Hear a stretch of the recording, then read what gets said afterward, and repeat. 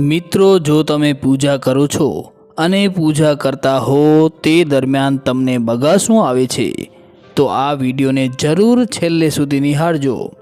પૂજા દરમિયાન આંખમાંથી આંસુ આવવા, ઊંઘ આવી, બગાસું આવવું, છીંક આવવી, આ બધી વાતો આપણે સાંભળતા આવ્યા છીએ અને તમારામાંથી મોટા ભાગના લોકોએ આવી વાતો સાંભળી પણ હશે।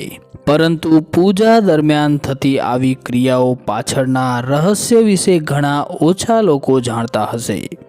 આજના વિડીયોમાં આપણે વાત કરીશું કે જ્યારે આપણે પૂજા કરીએ છીએ તો પૂજા દરમિયાન બગાસું આવે તો તેની પાછળ શું માન્યતાઓ રહેલી છે। માટે આપ અમારી સાથે અંત સુધી જોડાયેલા રહેજો અને માહિતી પસંદ આવે તો વિડીયોને લાઈક જરૂરથી કરજો અને તમારું આ બાબતે શું માનવું છે તે કોમેન્ટ કરીને જરૂરથી જણાવજો। મિત્રો, પૂજા કરતા સમયે બગાસું આવવું એ બાબતે આપણા સમાજમાં જુદી જુદી માન્યતાઓ પ્રચલિત છે। ક્યાંક આ બાબતને સારી ગણવામાં આવે છે તો ક્યાંક આ બાબતને નકારાત્મક પાસા તરીકે પણ ઓળખવામાં આવે છે। આજે આપણે વાત કરીશું બંને પ્રચલિત માન્યતાઓ વિશે। દોસ્તો, શાસ્ત્રોમાં એવું માનવામાં આવેલ છે કે સાચી ભક્તિ અને સાચા હૃદયથી કરવામાં આવેલ પૂજા હંમેશા ફળદાયી હોય છે। આ જ રીતે જે લોકો પૂજા કરે છે તેમના ઘરમાં હંમેશા સુખ અને શાંતિ બન્યા રહે છે।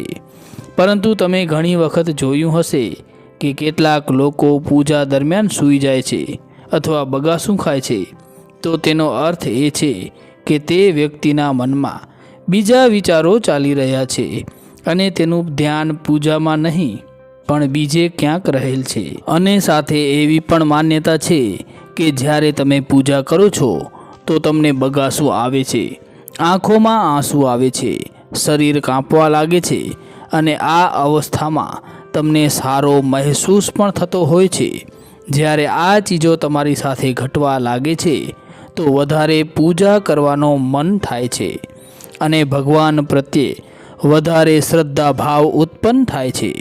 તો બગાસું કે આંસુ શા માટે આવે છે તેનું કારણ શું છે? શું કોઈ નકારાત્મક શક્તિનો પ્રભાવ હોય છે?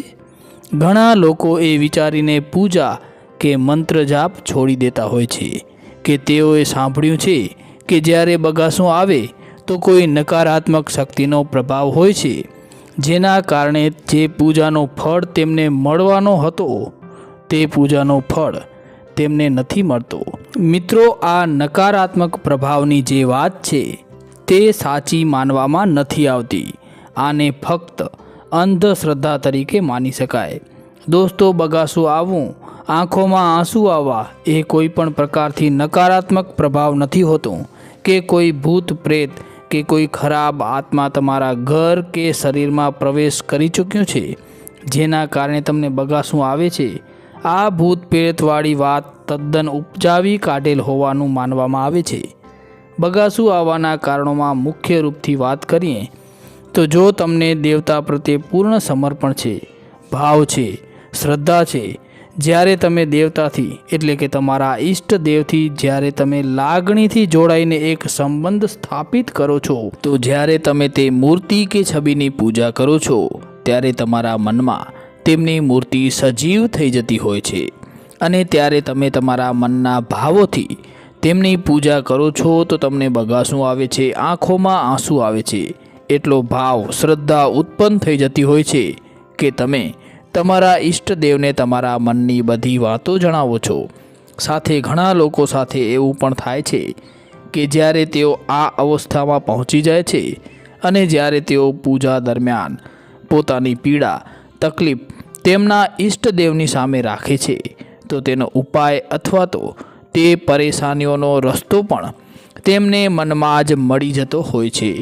તમારો જે ભાવ, શ્રદ્ધા હોય છે તે શ્રદ્ધાની સાથે જ તમારા મનમાં ભગવાન ઈશ્વર પ્રત્યે એટલો ભાવ ઉત્પન્ન થાય છે કે તમારી આંખોમાં આંસુ આવી જતા હોય છે। અને જે બગાસું આવે છે તેના ઘણા કારણો હોઈ શકે છે પરંતુ તે સકારાત્મક કારણ હોય છે, નકારાત્મક કારણ કોઈ પણ નથી હોતા। જ્યારે તમે પૂજા દરમિયાન ધ્યાન કેન્દ્રિત કરો છો પોતાના આજ્ઞા ચક્ર ઉપર ધ્યાન કેન્દ્રિત કરો છો કે પછી કોઈ બિંદુ ઉપર, મૂર્તિ ઉપર ધ્યાન કેન્દ્રિત કરો છો, તો ઘણા બધા એવા વિચારો હોય છે જે તમારા આજ્ઞા ચક્રની આજુબાજુ ઘૂમતા રહેતા હોય છે અને તમને અલગ અલગ ચીજો દેખાઈ દે છે. જેવા તમારા વિચાર હોય છે, ભૂતકાળ, ભવિષ્ય વગેરેનો તમે વિચાર કરો છો તો તે દેખાઈ દે છે. જ્યારે તમે ધ્યાન લગાવવાનો શરૂ કરો છો તો એક એવી અવસ્થા આવે છે કે જ્યારે તમે તે બિંદુ કે આજ્ઞા ચક્ર ઉપર ધ્યાન લગાવી લ્યો છો તો તે એવી અવસ્થા છે કે જ્યારે તમને બગાસું આવવા લાગે છે. બીજું કારણ એ છે કે જ્યારે તમે તમારા ઈષ્ટદેવની પ્રત્યે ઊંડાણપૂર્વકનો ભાવ સ્થાપિત કરી લ્યો છો ત્યારે તમને બગાસું કે આંખોમાંથી આંસુ આવી શકે છે. મિત્રો, આપણા શરીરમાં એક મૂલાધાર ચક્ર આવેલ છે અને એવી માન્યતા છે કે જ્યારે કોઈ સાધક, ભુવાજી કે ભગત જ્યારે શરીરમાં દૈવી શક્તિ આવે છે ત્યારે તે મૂલાધાર ચક્ર જાગૃત થાય છે અને ત્યાં સ્થિર થાય છે. ત્યારે પણ બગાસું આવે છે અને બગાસું આવવાના અલગ અલગ સંકેતો હોઈ શકે છે. જેમ કે અલગ અલગ સપનાના અલગ અલગ સંકેતો હોય છે. પણ જ્યારે ધાર્મિક વિધિ, કોઈ ધાર્મિક સ્થળ, પૂજા વગેરે જેવા ધાર્મિક કાર્ય દરમિયાન બગાસું આવવું એ સકારાત્મક નિશાની માનવામાં આવેલ છે. તેને શુભ સંકેત માનવામાં આવે છે. હવે કેટલીક નકારાત્મક માન્યતાઓ વિશે વાત કરીએ તો જ્યારે પૂજા કરતી વખતે ઊંઘ આવવા લાગે તો એવી માન્યતા છે કે આ પ્રકારની પૂજા સ્વીકારવામાં નથી આવતી અને આ પૂજાનું ફળ નથી મળતો. તેથી પૂજા હંમેશા એકાગ્રતા અને પૂરા ધ્યાનથી કરવી જોઈએ. અને એવી માન્યતા છે કે પૂજા વખતે કેટલાક લોકોનું ધ્યાન પૂજામાં નહીં પણ અન્ય જગ્યાએ હોય છે. જેમ કે ઓફિસમાં શું ચાલતું હશે, આજે શું પહેરવું, કેવી રીતે બહાર જવું. તેથી પૂજા દરમિયાન આવા સંકેતો અનિષ્ટ શક્તિઓનું પ્રતીક છે. એવું કહેવાય છે કે આ અનિષ્ટ શક્તિઓ તમને પૂજા પાઠમાંથી ભટકાવવાનો પ્રયાસ કરે છે.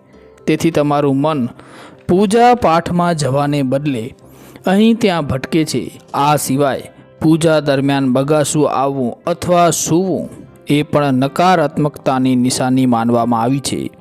જો પૂજા દરમિયાન ઊંઘ આવે છે તો સમજી લેવું જોઈએ કે તમારી આસપાસ કોઈ નકારાત્મક ઉર્જા હાજર છે અને તે ધાર્મિક કાર્યમાં વિઘ્ન નાખી રહી છે. તો મિત્રો, આપણે પૂજા દરમિયાન બગાસું આવવા બાબતના સકારાત્મક અને નકારાત્મક માન્યતાઓ વિશે ચર્ચા કરી, જે ચર્ચાઓ આપણા સમાજમાં પ્રચલિત છે. અંતે આપણે એવું જ માનવું જોઈએ કે પૂજા દરમિયાન બગાસું આવવું એ કોઈ નકારાત્મક બાબત નથી કે કોઈ બુરી શક્તિનો પ્રભાવ પણ નથી. કારણ કે તમે જે ઈષ્ટદેવની પૂજા કરો છો તેની પાસે કોઈ પણ ખરાબ શક્તિ ક્યારેય ન આવી શકે. તો મિત્રો, અમને આશા છે કે આ માહિતી આપને જરૂરથી ગમી હશે. માટે વિડીયોને લાઇક, શેર અને ચેનલને સબસ્ક્રાઈબ જરૂરથી કરજો. જય માતાજી, જય શ્રી કૃષ્ણ. ધન્યવાદ.